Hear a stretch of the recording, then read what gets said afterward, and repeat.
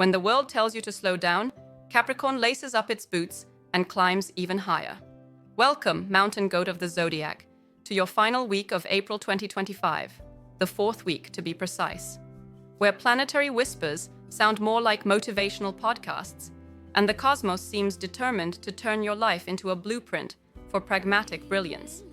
And hey, before we plunge into your destiny's details, do yourself a favor. Stay with us till the end of this prediction, because the whole month's magic unfolds like a Netflix series. If you miss one episode, you'll be hopelessly out of the loop. This week kicks off with a stellium in Taurus, lighting up your fifth house of creativity and pleasures like a disco ball at a corporate retreat. While others may be chasing fleeting thrills, you, dear Capricorn, are painting future success with practical brushstrokes, and maybe even a spreadsheet or two. Venus cozies up to Uranus on the 23rd, shaking things up like a spontaneous office romance in a rom-com. Expect surprises in your love life, especially if you've been as expressive as a brick wall lately. Your usual poker face charm might just give way to a spontaneous picnic date or a late-night confession that sounds like it's been drafted by your PR team. Let the vulnerability flow. No one's asking you to recite Shakespeare, just show up without the fortress of sarcasm.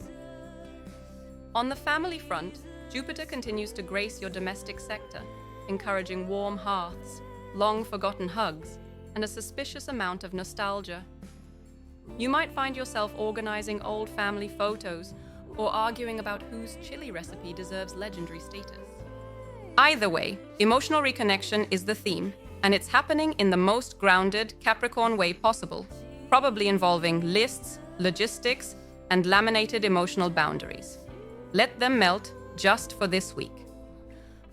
Now let's talk career, because when do we not? Mars in your third house of communication sharpens your wit and weaponizes your emails. Presentations sparkle, pitches land, and people finally start replying to your memos with more than just noted.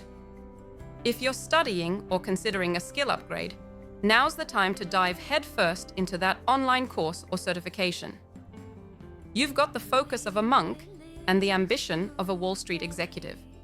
Don't waste it by doom scrolling through real estate you can't yet afford. Financially, Pluto's influence in your second house demands transformation, and that means rethinking how you spend, save, and sass your way through tax season. Think long-term investments, not temporary dopamine hits. Bitcoin may glitter, but budgeting still pays the bills. The cosmos isn't just encouraging better money habits, it's practically screaming them through a celestial megaphone. Take that screaming seriously.